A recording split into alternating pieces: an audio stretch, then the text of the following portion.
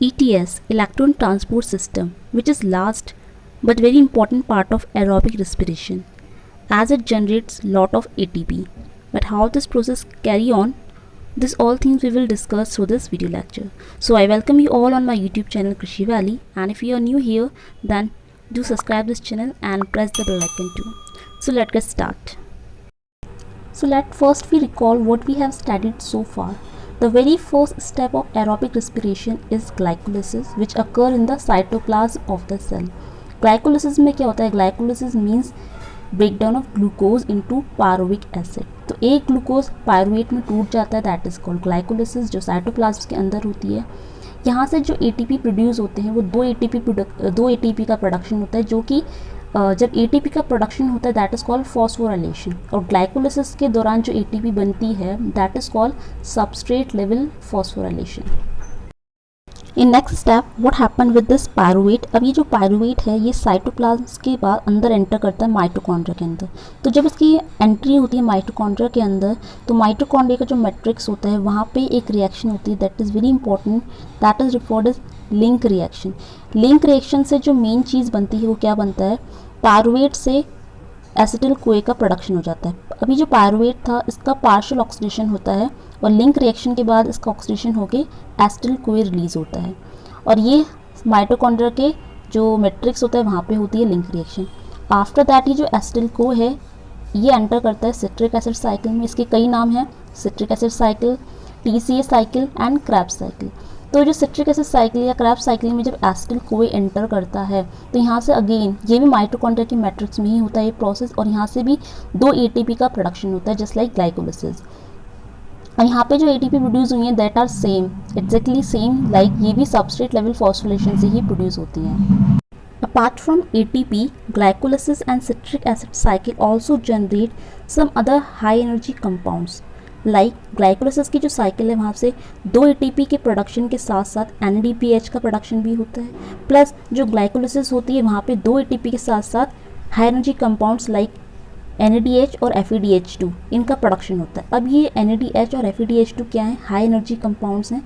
ये एंटर करते हैं ETS में यानी इलेक्ट्रॉन ट्रांसपोर्ट सिस्टम, जिसमें इनका ऑक्सीडेटिव फॉस्फोराइलेशन होता है और यहाँ पे 34 ATP का प्रोडक्शन होता है. तो रिमेंबर दिस पॉइंट, ये बहुत ही क्लियर का डिफरेंस है इन तीनों प्रोसेस में कि ATP का प्रोडक्शन कितना हो रहा है और किस प्रोसेस से हो रहा है. यानी ग्लाइकोलिसिस में दो ATP प्रोड्यूस हुए हैं सबस्ट्रेट लेवल फॉस्फोराइलेशन से, सेम सिट्रिक एसिड साइकिल में भी यही होता है. लेकिन ETS में जो ATP का प्रोडक्शन होता है यहाँ सबसे ज़्यादा ATP का प्रोडक्शन होता है. 34 ATP are produce in the ETS system, and this ATP production is referred as oxidative phosphorylation. और ये जो ETS होता है ये माइटोकॉन्ड्रिया के किस हिस्से में होता है? लाइक लिंक रिएक्शन और सिट्रिक एसिड साइकिल तो माइटोकॉन्ड्रिया के मैट्रिक्स में हो रहे थे, लेकिन जो ETS है ये हमारे माइटोकॉन्ड्रिया की जो इनर लेयर होती है, जो दो लेयर होती है माइटोकॉन्ड्रिया की, उनकी जो बीच में जो इनर लेयर होती है दैट इज़ वहाँ पे ये ETS का जो पूरा प्रोसेस है कैरी ऑन होता है. Now we study in detail about ETS system. ETS system also called respiratory chain. यहाँ पे क्या होता है? अभी तक हमने जो पढ़ा, हमने देखा कि जो ग्लाइकोलिसिस और जो क्रेब साइकिल थी वहाँ से NADH और FeDH का प्रोडक्शन हो गया है, ये एंटर करेंगे इलेक्ट्रॉन ट्रांसपोर्ट चेन में. तो होता क्या है यहाँ पे इलेक्ट्रॉन जनरेट होते हैं. सबसे पहले जो इलेक्ट्रॉन डोनर होता है वो हमारा होता है हाइड्रोजन इलेक्ट्रॉन डोनर होता है, और उस इलेक्ट्रॉन डोनर के बाद यहाँ पे होता है इलेक्ट्रॉन कैरियर. इलेक्ट्रॉन को कैरी करने का काम करता है साइटोक्रोम. साइटोक्रोम जनरली क्या होता है? जो माइटोकॉन्ड्रिया होता है उसकी जो इनर मेम्ब्रेन होती है वहाँ पे F1 पार्टिकल प्रेजेंट होते हैं जहाँ पे साइटोक्रोम ऑलरेडी प्रेजेंट है जो कि इलेक्ट्रॉन को कैरी करने का काम करता है. Third one is the electron acceptor. अब ये इलेक्ट्रॉन डोनेट करा हाइड्रोजन ने, कैरी करके गया साइटोक्रोम. अब ये देगा किसको? एक्सेप्ट कौन करेगा? इलेक्ट्रॉन्स को. एक्सेप्टर होता है oxygen. They are very important question. यहाँ से बहुत सारे MCQs क्वेश्चन बन सकते हैं कि ETS में इलेक्ट्रॉन्स को डोनेट कौन कर रहा है, कैरी कौन कर रहा है और एक्सेप्ट कौन कर रहा है. तो रिमेंबर दिस, डोनेट कर रहा है हाइड्रोजन, कैरी कर रहा है साइटोक्रोम, एक्सेप्ट करेगा ऑक्सीजन. ऑक्सीजन कहाँ से आती है? एटमॉस्फेयर से आ रही है, क्योंकि हम सब कौन है? एरोबिक ऑर्गेनिजम्स हैं. एरोबिक रेस्पिरेशन में ऑक्सीजन हम बाहर से इनटेक करते हैं, ठीक है. उसके बाद यहाँ पे क्या होता है? वाटर और ATP का प्रोडक्शन होता है. जब ऑक्सीजन इलेक्ट्रॉन को एक्सेप्ट कर लेती है उस पॉइंट ऑफ टाइम में क्या होता है कि जब इलेक्ट्रॉन्स एक्सेप्ट हो जाते हैं तो वहाँ से वाटर का प्रोडक्शन होता है. Then next important thing is ATP का प्रोडक्शन होता है. अब हम पढ़ेंगे कि हमने जो ETS में देखा था कि ETS में 34 ATP जनरेट हो रहे हैं, तो ये 34 ATP कैसे जनरेट हुए हैं, हम इस कैलकुलेशन को भी डील करेंगे कैसे 34 ATP का प्रोडक्शन हो रहा है। तो अभी हमने समझा, उसके बाद हमको यहाँ देखना है कि जो रेस्पिरेटरी चेन होता है उसमें ये NADH और FADH ये किस तरह से ऑक्सीडाइज होंगे और ऑक्सीजन मतलब ऑक्सीजन को इलेक्ट्रॉन सप्लाई करते हैं। इसके अलावा यहाँ पे NADH और FADH के साथ साथ एक और कंपाउंड होता है that is very important, that is succinic acid. You can see in this reaction NADH जब ऑक्सीडाइज होता है तो एक H पॉजिटिव इलेक्ट्रॉन जो होता है वो निकल जाता है, यानी इसने NADH ने अपना एक जो इलेक्ट्रॉन था वो डोनेट कर दिया H पॉजिटिव वाला, ठीक है, और ये NAD पॉजिटिव की फॉर्म में रिड्यूस हो जाता है। NAD refers to nicotinamide adenine dinucleotide. अब दूसरी कंडीशन होती है सक्सिनिक एसिड की, this is the formula of succinic acid. Succinic acid जब ऑक्सीडाइज होता है तो अगेन यहाँ पे भी वाटर मॉलिक्यूल तो रिलीज होता है, लेकिन यहाँ पे क्या बनता है, यहाँ पे सक्सिनिक एसिड रिड्यूस होकर क्या बन जाता है, फ्यूमेरिक एसिड बन जाता है, ठीक है, नॉट रिड्यूस होकर ऑक्सीडाइज होकर, ठीक है। तो सक्सिनिक एसिड ऑक्सीडाइज होता है इन प्रेजेंस ऑफ ऑक्सीजन और कन्वर्ट हो जाएगा फ्यूमेरिक एसिड में। This is very important reaction. अब इस रिएक्शन में पूरा ओवरऑल क्या होता है कि जो NAD है वो उसका ऑक्सीडेशन होगा, वो इलेक्ट्रॉन रिलीज़ करेगा, इलेक्ट्रॉन कैरी करेंगे और ये इलेक्ट्रॉन्स आगे मूव करते करते क्या करेंगे, फाइनली ऑक्सीजन जो है इस इलेक्ट्रॉन को एक्सेप्ट करने का काम करती है और साथ में वाटर रिलीज़ करेगा। वाटर रिलीज़ होता है इस रिएक्शन में और साथ में जनरेट्स होते हैं 34 ATP यहाँ पे जनरेट होते हैं। तो ये थी रेस्पिरेटरी चेन रिएक्शन। अब यहाँ पे हमको देखना है कि NADH और FADH2 का प्रोडक्शन हो कैसे रहा है। तो हम टोटल सम करके चलेंगे, यानी अब तक हमने जो पढ़ा था कि जहाँ जहाँ से एनर्जी का प्रोडक्शन है वहाँ पे हम सारी एनर्जी का टोटल करेंगे। फर्स्ट स्टेप हमारा था ग्लाइकोलिसिस का, तो सबसे पहले हम ग्लाइकोलिसिस में देखेंगे कि ग्लाइकोलिसिस में कितने ATP का प्रोडक्शन हो रहा था। तो ATP वहाँ पे 2 प्रोड्यूस हो रहे थे। वी ऑल नो पूरा जो ग्लाइकोलिसिस का 10 के 10 स्टेप होते हैं, वहाँ पे 2 स्टेप में ATP का प्रोडक्शन हो रहा था, उसको हम अलग रखेंगे। लेकिन अभी हम यहाँ पे ETS के बारे में बात करते हैं और ETS में मेन हम बात करेंगे NADH और FADH के साथ, ठीक है। ग्लाइकोलिसिस के साइकिल को अगर ध्यान से ऑब्जर्व करेंगे तो वहाँ पे हमको FADH नहीं मिलता। रिमेंबर दिस पॉइंट, ग्लाइकोलिसिस में FADH नहीं होता, वहाँ पे NADH मौजूद होता है। तो ग्लाइकोलिसिस में कितने NADH के जो मॉलिक्यूल्स प्रोड्यूस हो रहे थे, 2 हो रहे थे। रिमेंबर, अगर आपको 10 के 10 स्टेप याद हैं तो आपको पता होगा 2 स्टेप में NADH का प्रोडक्शन हो रहा था, ठीक है। तो यहाँ पे NADH के एक स्टेप में NADH प्रोडक्शन हो रहा था और क्योंकि 2 मॉलिक्यूल्स प्रोड्यूस हो रहे हैं इसलिए हम we write 2 NADH2। Second we come on the next cycle. Glycolysis के बाद होता है लिंक रिएक्शन। लिंक रिएक्शन में क्या होता है, पायरुवेट एंटर करता है माइटोकॉन्ड्रिया के अंदर, एसिटिल का फॉर्मेशन होता है। तो वहाँ पे जो एसिटिल का फॉर्मेशन होता है उस टाइम पे जो NADH की अगर हम बात करें तो आपको याद होगा लिंक रिएक्शन में सिर्फ एसिटिल कोई ही नहीं बनता, वहाँ पे भी NADH बनता है। अगेन वहाँ पे भी 2 NADH का फॉर्मेशन होता है। तो रिमेंबर, ग्लाइकोलिसिस में भी 2 NADH बन गए हैं, लिंक रिएक्शन से भी 2 NADH बन चुके हैं। अब बात करेंगे थर्ड स्टेप जो होता है क्रेब्स साइकिल का। क्रेब्स साइकिल में कितने NADH थे, तो क्रेब्स साइकिल की अगर टोटल बात करें तो वहाँ पे 3 अलग अलग स्टेप में NADH रिलीज हो रहे थे। देखो, ग्लाइकोलिसिस में सिर्फ NADH मौजूद था, लिंक रिएक्शन में भी सिर्फ NADH है, लेकिन जो क्रेब्स साइकिल है थोड़ी स्पेशल है क्योंकि क्रेब्स साइकिल के पास NADH प्रोड्यूस भी हो रहा था और FADH भी प्रोड्यूस हो रहा है। तो क्रेब्स साइकिल से 6 NADH रिलीज होते हैं, 3 स्टेप में निकलते हैं और 2 मॉलिक्यूल्स होते हैं, 2 से मल्टीप्लाई करेंगे तो 3 2 जा 6। अगर हम टोटल ओवरऑल देखें तो टोटल हमारे कितने हैं, हमारे पास जो NADH हो गए हैं तीनों रिएक्शंस को कंबाइन करके दैट इज़ 10 मॉलिक्यूल्स, ठीक है। तो 10 मॉलिक्यूल्स हमारे NADH के तैयार हो गए। कैसे 10 मॉलिक्यूल्स है, होप समझेंगे। ग्लाइकोलिसिस के, लिंक रिएक्शन के और क्रेब्स साइकिल के NADH हमने कंबाइन करे। तो ये बात हो गई हमारी NADH की। अब हमारा जो दूसरा हाई एनर्जी कंपाउंड है दैट इज़ FADH2, ये भी प्रोड्यूस हो रहा है, लेकिन FADH2 कहाँ प्रोड्यूस हो रहा था, ग्लाइकोलिसिस में प्रोड्यूस था नहीं, लिंक रिएक्शन में भी नहीं था, ये हमारा मौजूद था क्रेब्स साइकिल में। क्रेब्स साइकिल का सिर्फ एक ही स्टेप था जहाँ पे FADH का प्रोडक्शन हो रहा था और एक स्टेप में प्रोडक्शन हो रहा है तो लेकिन 2 मॉलिक्यूल्स हैं तो यहाँ पे हो जाएगा 2 FADH2। तो होप सो आपको NADH और FADH का कैलकुलेशन समझ में आ गया होगा कि किस तरह से 10 NADH और 2 FADH2 प्रोड्यूस होते हैं। अब ये एंटर करते हैं जो ETS का सिस्टम है वहाँ पे ये एंटर करते हैं, यहाँ पे इनका ऑक्सीडेशन होता है। तो यहाँ पे जो NADH2 है इसका जब ऑक्सीडेशन होता है तो यहाँ से 2 हाइड्रोजन रिलीज आउट होते हैं और ये बन जाता है NADH।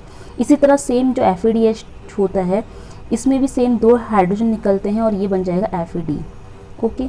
अब जब ये सब हो रहा तो हमें इनके मॉलिक्यूल्स याद रखना है। NADH में जब ये प्रोसेस हो रहा था तो याद रखो NADH के कितने मॉलिक्यूल्स हैं, हमने पढ़े हैं अभी तक 10 पढ़े हैं। FADH2 के अब तक हमारे पास जो मॉलिक्यूल्स हैं वो 2 हैं।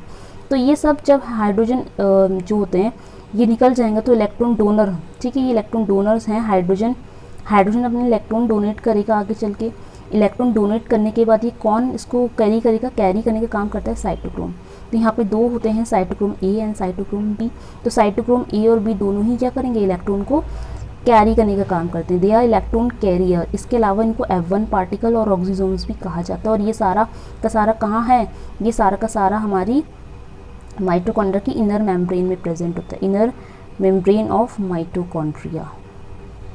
ओके, वहाँ पे प्रेजेंट होते हैं। उसके बाद क्या होता है, इलेक्ट्रॉन्स जब साइटोक्रोम कैरी करेगा तो किसको देगा, ये देता है ऑक्सीजन की। तो हाफ मॉलिक्यूल ऑफ ऑक्सीजन जो है एक्सेप्ट करेगा इलेक्ट्रॉन को। ये क्वेश्चन पूछा जाता है कि ETS में इलेक्ट्रॉन को अल्टीमेटली एक्सेप्ट कौन करता है। तो अल्टीमेटली जो इलेक्ट्रॉन को एक्सेप्ट करने का काम करता है that is half molecules of oxygen, ठीक है। अब जैसे ही इलेक्ट्रॉन एक्सेप्ट कर लेती है ऑक्सीजन तो वहाँ पे वाटर मॉलिक्यूल प्रोड्यूस होता है, प्लस 34 ATP भी जनरेट हो जाते हैं। Okay, next is in the oxidation of one molecule. अब ये चीज़ बहुत इंपॉर्टेंट है, इसको हम समझते हैं। यहाँ पे ये बताया गया है कि देखो 10 मॉलिक्यूल्स हमारे किसके थे, NADH के थे, और 2 मॉलिक्यूल्स हमारे थे FADH के। अब यहाँ से कितनी ATP जनरेट होती है, होगा क्या, यहाँ पे जो NADH है अगर हम इसका ऑक्सीडेशन करा दें और FADH का भी ऑक्सीडेशन करा दें तो कितने ATP प्रोड्यूस हो सकते हैं। तो हम 10 मॉलिक्यूल्स के बारे में बाद में डील करेंगे। अभी हम बात करेंगे सिर्फ एक अकेला NADH के बारे में। सिर्फ एक NADH है तो उसका ऑक्सीडेशन से कितने ATP जनरेट हो सकते हैं। एक NADH से 3 ATP प्रोड्यूस होते हैं। रिमेंबर दिस, ये कहाँ लिखा है, ये यहाँ पे लिखी है, ये बात सेम है। NADH का ऑक्सीडेशन करा के NAD तो जनरेट होता है, 2 हाइड्रोजन निकल गए, 2 इलेक्ट्रॉन निकल के।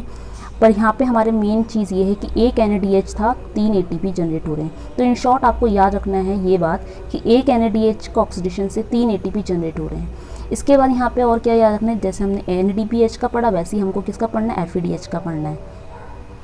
दूसरा हमें पढ़ना है FADH का। एक FAD होगा, एक FADH2 है तो कितने उसका ऑक्सीडेशन होगी कंप्लीट, कितने ATP तैयार होते हैं, तो एक FADH से तैयार होते हैं 2 ATP।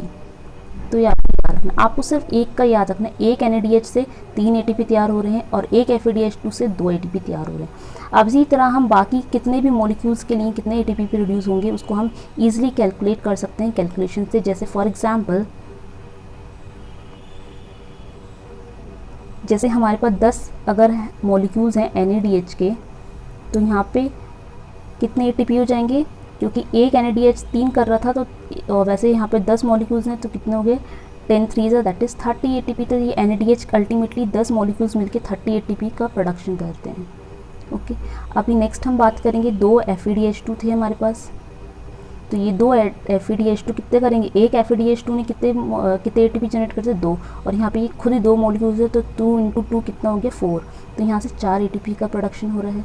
तो टोटल अगर हम कंबाइन करें तो ये हमारी टोटल कितने हो गए ATP, 30 + 4 दैट इज़ 34 ATP हमको इस तरह से मिल गए। तो ये सिंपल कैलकुलेशन थी कि ETS से कितने ATP प्रोड्यूस होते हैं। तो ये आपको नंबर याद रखना है, टोटल ETS से 34 ATP जनरेट हो रहे हैं। 30 ATP NADH2 ने करे और बचे हुए 4 ATP FADH2 से प्रोड्यूस हो रहे हैं। और NAD के 10 मॉलिक्यूल कहाँ से आए और FAD के 2 मॉलिक्यूल्स कहाँ से आए, ये भी आपको समझ में आ गया है।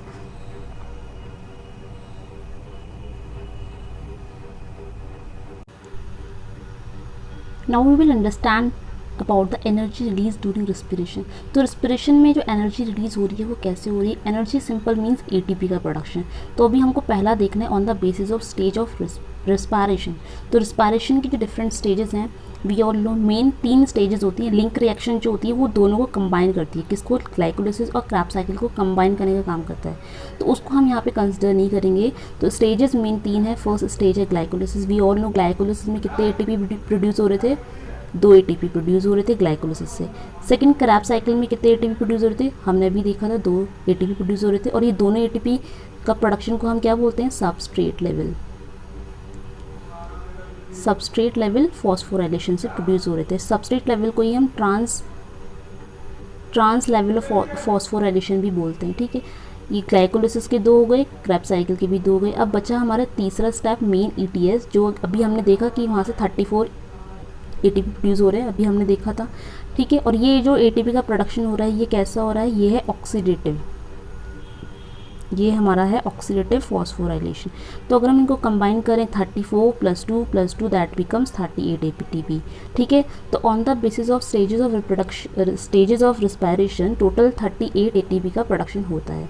नेक्स्ट बात करते हैं on the basis of site. Site के अकॉर्डिंग अगर हम बात करते हैं, साइट के अकॉर्डिंग का मतलब होता है कि कौन किस साइट में हो रहा है। जैसे हमने पढ़ा था ग्लाइकोलिसिस के बारे में अगर बात करें तो ग्लाइकोलिसिस जो होती है साइटोप्लाज्म में होती है, तो उस चीज़ को हम निगलेक्ट करेंगे क्योंकि वहाँ पे हमारे 2 ATP लॉस हो रहे थे, 2 ATP लॉस होकर ADP बन जा रहा था। तो इस कंडीशन को याद रखना है। तीसरा यहाँ पे याद रखना है, second thing is Krebs cycle की बात करें तो क्रैब साइकिल हमारा माइटोकॉन्ड्रिया के अंदर हो रही थी, ठीक है। उसके बाद हम बात करेंगे जो ETS साइकिल थी, जो हमने अभी पढ़ी, साइटोक्रोम्स में यूज़ हो रहा था, ऑक्सीसोम्स F1 पार्टिकल्स जो इनर मेम्ब्रेन ऑफ माइटोकॉन्ड्रिया में हो रही थी, ठीक है। तो यहाँ पे ये सब कंसिडर करना है। तो ग्लाइकोलिसिस के 2 ATP रिड्यूस हो गए थे, दैट इज़ वाई -2 ATP, लेकिन हमारा जो क्रैब साइकिल है वहाँ के 2 ATP प्रोड्यूस हुए हैं और जो ETS है वहाँ पे 34 ATP प्रोड्यूस हो रहे हैं। तो यहाँ पे हम 34 में सिर्फ 2 ऐड करेंगे, देन इट बिकम 36 ATP।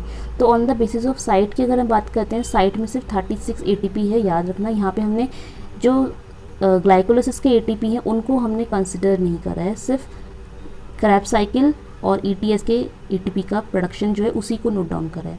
तीसरा हमारा आता है on the basis of phosphorylation, ये इंपॉर्टेंट है। फॉस्फोराइलेशन के हिसाब से कितने ATP प्रोड्यूस हो रहे हैं, तो 2 तरह की फॉस्फोराइलेशन होते हैं, वैसे 3 होते हैं। एक होता है फोटो फॉस्फोराइलेशन, वो यहाँ पे नहीं होता। फोटो फॉस्फोराइलेशन जो होता है ये एक अलग कंडीशन होती है, डे टाइम में होता है, जब लाइट प्रेजेंट होती है उस टाइम होता है। लेकिन ये बाकी के जो 2 हैं, ये डे हो या लाइट हो, इसको कुछ फ़र्क नहीं पड़ता है, दोनों में इंडिपेंडेंट है, लाइट से इंडिपेंडेंट है। तो यहाँ पे पहला हमारा होता है ऑक्सीडेटिव फॉस्फोरिलेशन। ऑक्सीडेटिव फॉस्फोरिलेशन जो अभी हमने पढ़ा कहाँ पे होता है, ये हमारा होता है ETS जो हम पढ़ रहे थे देर से, वो हमारा ऑक्सीडेटिव फॉस्फोरिलेशन है, जहाँ पे 34 ATP प्रोड्यूस हो रहे हैं।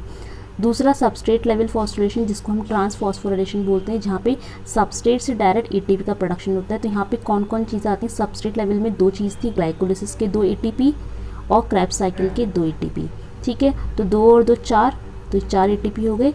अब फाइनली हम क्या करेंगे, 34 में 4 को ऐड करेंगे, देन बिकम 38 ATP। तो फॉस्फोरिलेशन के हिसाब से 38 ATP का प्रोडक्शन होता है। नेक्स्ट बात करनी है on the basis of 3 stages excluding ETS। अब हम 3 स्टेजेस की बात करेंगे और ETS को एक्सक्लूड करेंगे, यानी उस ETS को नहीं कंसिडर करेंगे। 3 स्टेजेस लेंगे। 3 स्टेज हमारी कौन कौन सी हैं, glycolysis, link reaction and Krebs cycle. Glycolysis से 8 ATP का प्रोडक्शन होता है, ठीक है। 8 ATP कहाँ से आ गए, अब आप सोच रहे होंगे अभी तो हम ग्लाइकोलिसिस में 2 ही ATP पढ़ रहे थे, तो 2 ATP ऑलरेडी प्रेजेंट होते हैं डायरेक्टली। लेकिन अगर आपको याद है कि ग्लाइकोलिसिस में क्या प्रोड्यूस हो रहा था, NADH2 बन रहा था। देखो ग्लाइकोलिसिस में 2 ATP तो पहले से ही मौजूद हो रहे थे, पहले से ही बन गए थे सीधे सीधे। लेकिन वहाँ पे ग्लाइकोलिसिस की जो साइकिल थी, ये हम पढ़ रहे हैं ग्लाइकोलिसिस के बारे में। तो ग्लाइकोलिसिस में 2 ATP प्रोड्यूस होते हैं, साथ में 2 NADH भी प्रोड्यूस हो रहे हैं। अब यहाँ पे आपको ये याद रखना है एक इंपॉर्टेंट चीज़, दैट इज़ कि NADH2 से भी ATP प्रोड्यूस हो रहे हैं। यानी अगर हम NADH2 का कंप्लीट ऑक्सीडेशन कर देते हैं, 2 ATP तो बरकरार हैं, लेकिन 2 NADH को अगर हम इसका कंप्लीट ऑक्सीडेशन करें तो कितने ATP प्रोड्यूस होंगे। अभी हमने देखा था 1 NADH होगा, 1 NADH से 3 ATP प्रोड्यूस हो रहे थे, ये बात अभी हमने पढ़ी है। 1 NADH 3 ATP प्रोड्यूस कर सकता है, तो 2 NADH कितने प्रोड्यूस करेंगे, मल्टीप्लाई बाय 2, दैट इज़ 3 2 जा 6। तो ये हमारा 6 ATP यहाँ से आ गए। और ये 6 ATP में ये ऑलरेडी 2 ATP को जोड़ दो, कितना बना, 6 + 2 दैट इज़ 8 ATP। तो ये हमारा 8 ATP तैयार हो जाते हैं ग्लाइकोलिसिस से। सो होप सो आपको ये 8 ATP कहाँ से आए होंगे ये समझ में आ गया, ये ग्लाइकोलिसिस के 8 ATP कहाँ से आए, इट इज़ क्लियर। अब आप बात करेंगे सेकंड है लिंक रिएक्शन। लिंक रिएक्शन की 6 ATP यहाँ पे प्रोड्यूस होते हैं, ठीक है। और क्रैब साइकिल से 24 ATP का प्रोडक्शन हो जाता है, और टोटल यहाँ पे निकल कर आएगा हमारा 38 ATP, ओके। अब ये यहाँ पे जो लिंक साइकिल होती है, सॉरी लिंक रिएक्शन है, वहाँ पे 6 कैसे प्रोड्यूस होते हैं, क्योंकि लिंक रिएक्शन से भी क्या है, एसिटिल कोएच जनरेट हो रहा है, और यहाँ पे NADH भी प्रोड्यूस हो रहा था। इस तरह क्रैब साइकिल की अगर बात करें तो क्रैब साइकिल में भी क्या होता है, क्रैब साइकिल में क्या होता है, क्रैब साइकिल से एक तो हमारा ATP जनरेट हो ही रहा है, 2 ATP तो हमारे क्रैब साइकिल से जनरेट हुए हैं, 2 ATP तो ऑलरेडी हमारी क्रैब्स साइकिल में जनरेट हुए हैं, लेकिन इसके अलावा जो क्रैब्स साइकिल है वहाँ पे हमारे NADH बन रहा था, NADH बन रहा था, और वहाँ पे 3 NADH बने हैं, तो 3 NADH से कितने ATP निकले होंगे, 9।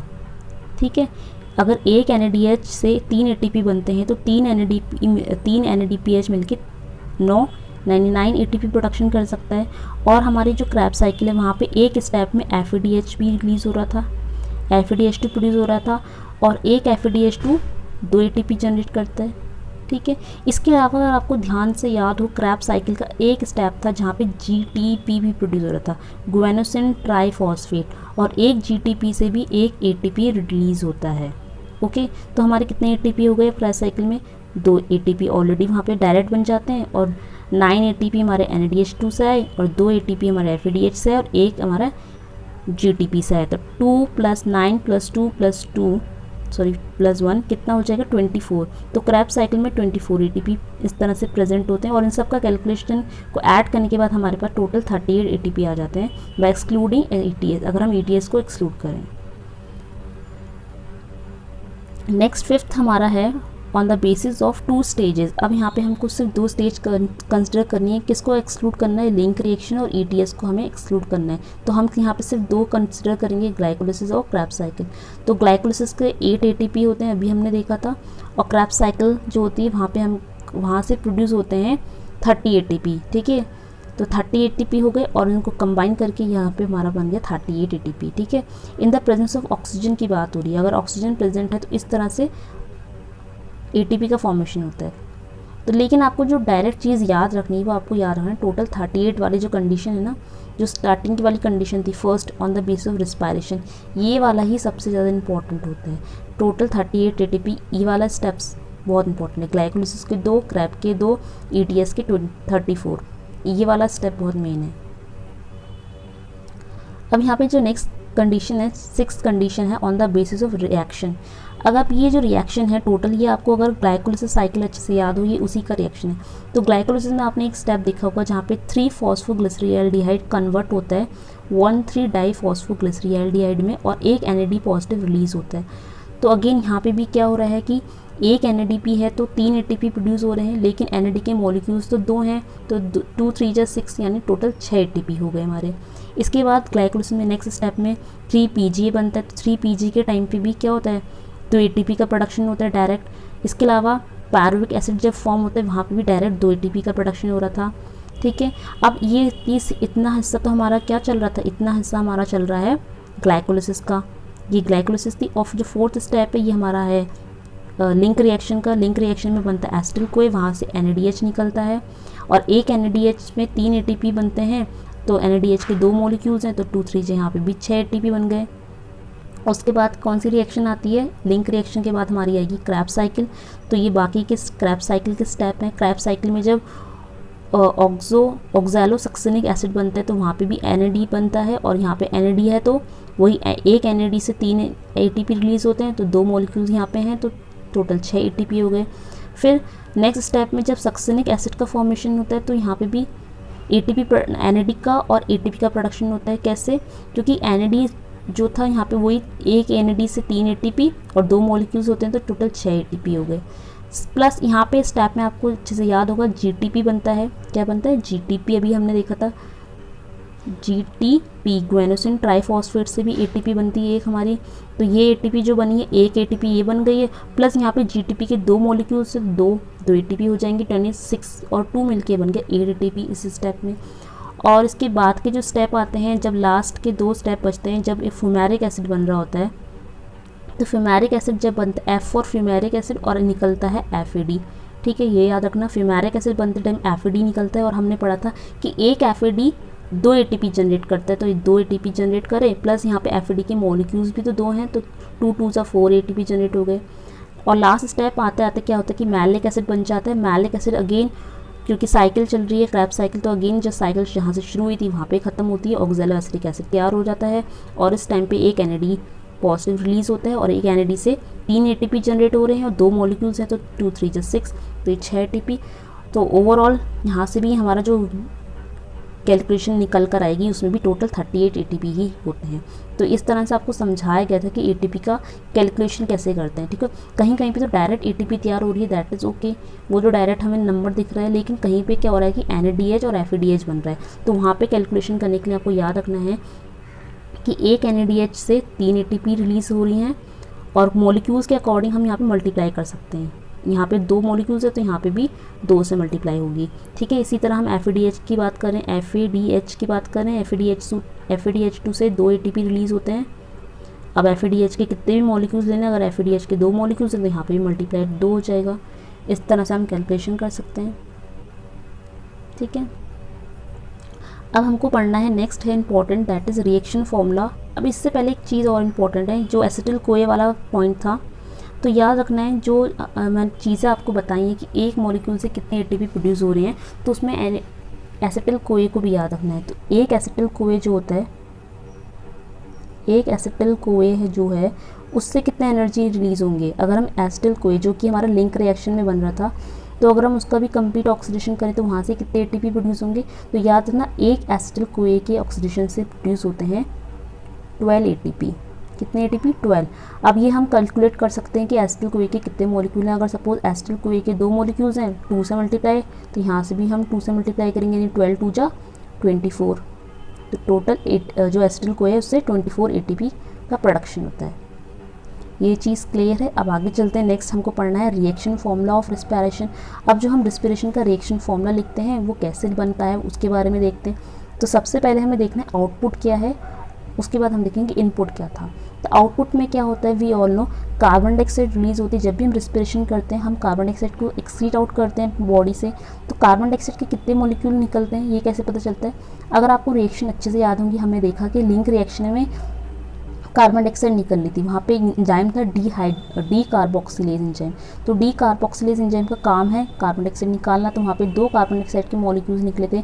इसके अलावा क्रैब साइकिल में भी कार्बन डाइऑक्साइड के मॉलिक्यूल्स निकले थे, टोटल 4 मॉलिक्यूल्स क्रैब साइकिल से निकले, तो 4 और 2 मिलके बन गए हमारे कितने, 6। तो टोटल जो कार्बन डाइऑक्साइड के मॉलिक्यूल्स निकलते हैं वो टोटल 6 होते हैं। तो अभी हम रिएक्शन बनाएंगे कि रिस्पिरेशन की जो रिएक्शन हम लिखते हैं वहाँ पे हम लिखते हैं ना 6CO2। तो इस 6CO2 कहाँ से है, 6CO2 कहाँ से है, 2 लिंक रिएक्शन से, ठीक है, 2 लिंक रिएक्शन से रिलीज़ होते हैं और 4 बचे हुए क्रैब साइकिल से रिलीज़ हुए। तो ये हमारे टोटल 6 कार्बन डाइऑक्साइड मॉलिक्यूल्स जो हैं आउटपुट में आ जाते हैं। नेक्स्ट बात करते हैं हाइड्रोजन की, हाइड्रोजन मॉलिक्यूल्स के बारे में। Number of hydrogen molecules through ETS। तो हाइड्रोजन मॉलिक्यूल्स का कहीं पे कोई रोल नहीं था, ग्लाइकोलिसिस में कोई हाइड्रोजन नहीं था, ग्लाइकोलिसिस के बाद लिंक रिएक्शन में भी कोई हाइड्रोजन नहीं था, फिर क्रैब साइकिल में भी कोई हाइड्रोजन नहीं था। सिर्फ हाइड्रोजन मॉलिक्यूल्स जो आते हैं वो ETS में आते हैं। तो नंबर ऑफ हाइड्रोजन को हम कैलकुलेशन करेंगे ETS के थ्रू। तो यहाँ पे जो हमारे ETS में जो हाइड्रोजन मॉलिक्यूल रिलीज़ हुए थे, तो हाइड्रोजन कहाँ पे था हमारा, एक तो हमारा NADH के पास था हाइड्रोजन, जो हमारा NADH है, और जो हमारा FADH था, वहाँ से हाइड्रोजन रिलीज़ हो रहे थे, ठीक है। और हमने अभी देखा था कि NADH के कितने मॉलिक्यूल यूज़ हो रहे थे, टोटल 10, और FAD के 2, ठीक है। तो इसके अकॉर्डिंग हम कैलकुलेट कर सकते हैं कि 10 × 1 एंड प्लस 1 × 2, तो ये 10 और 2 कहाँ से है, क्लियर हो गया। तो हम अगर हम प्लस करेंगे तो ये हमारे 12 मॉलिक्यूल्स बन जाएंगे वाटर के। तो 12 के 12 मॉलिक्यूल्स ऑफ वाटर के कहाँ से रिलीज़ हो रहे हैं, ETS, ठीक है। ETS पाथवे में NADH और FADH की हेल्प से 12H2 मॉलिक्यूल रिलीज़ होते हैं। नेक्स्ट है नंबर ऑफ ATP। ये तो हम पहले ही डिस्कस कर चुके हैं हर एक स्टेप में कि टोटल ATP बनते हैं 38। हर स्टेप में अलग अलग बनते हैं, ठीक है। ग्लाइकोलिसिस में 2 थे, फिर क्रैब साइकिल के 2 थे, ETS के 34 थे। याद रखना ETS में कितना होता है, ETS में 34 होता है। और अगर हम ये 2 ग्लाइकोलिसिस के प्लस 2 क्रैब साइकिल के प्लस 34 ETS के कंबाइनली प्लस करें तो दैन इट बिकम 38। तो ये 38 यहाँ से आ रखा है।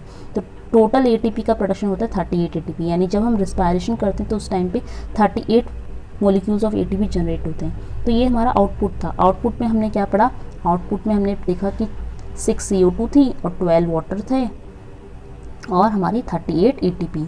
ये 3 चीज़ें हमारी आउटपुट में आती हैं। अभी हम पढ़ना है इनपुट के बारे में। इनपुट में क्या क्या चीज़ें आती हैं, तो रिस्पायरेशन के इनपुट में सबसे पहले हमने ग्लाइकोलिसिस से शुरुआत करी थी। ग्लाइकोलिसिस में कौन सी चीज़ शुरू हो रही थी, ग्लूकोज से शुरुआत हो रही थी। ग्लूकोज पायरुवेट में कन्वर्ट हो जाता था ना, तो शुरुआत में कौन यूज़ हो रहा था, ग्लूकोज। तो ग्लूकोज का सिर्फ एक ही मॉलिक्यूल काम में आ रहा था, वो है ग्लूकोज का फॉर्मूला होता है C6H12O6, सबको पता होता है, ठीक है। उसके बाद वहाँ पे ऑक्सीजन भी यूज़ होती है। वी ऑल नो रिस्पायरेशन एक तरह का कैसा हो रहा है, ये हम एरोबिक रिस्पिरेशन की बात कर रहे हैं, तो एरोबिक रिस्पिरेशन तो ऑक्सीजन तो आएगी, हाफ मॉलिक्यूल ऑफ ऑक्सीजन आता है, ठीक है। ये दो हमारे इनपुट हो गए। अब इसका फॉर्मूला कैसे लिखेंगे, ये इसका फॉर्मूला है, बैलेंस्ड फॉर्मूला है। C6H12O6 ये हमारा ग्लूकोज है, 6 ऑक्सीजन एंड 6 वाटर मॉलिक्यूल भी एंटर हो जाते हैं, और ये क्या बन जाते हैं बाद में, इट गिव्स, एरो लगेगा यहाँ पे, ये हमें क्या देगा, 6 कार्बन डाइऑक्साइड। ये 6 कार्बन डाइऑक्साइड कहाँ से आई थी, हमने पढ़ा है अभी, 2 लिंक रिएक्शन से कार्बन डाइऑक्साइड निकली है और 4 क्रैब्स साइकिल की है।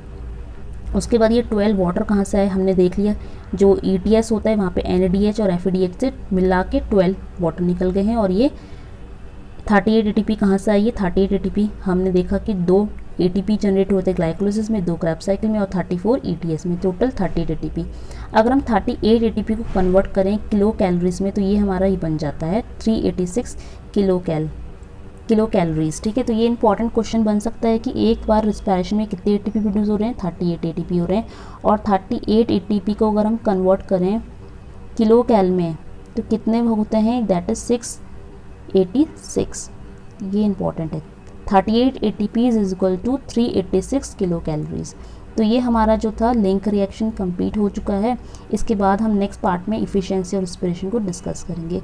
तो अगर आपको वीडियो अच्छी लगी है, वीडियो में जो हमने लेक्चर पढ़ा है आज समझ में आ गया है, तो आप कमेंट करके ज़रूर बताएं। Thank you for watching this complete video.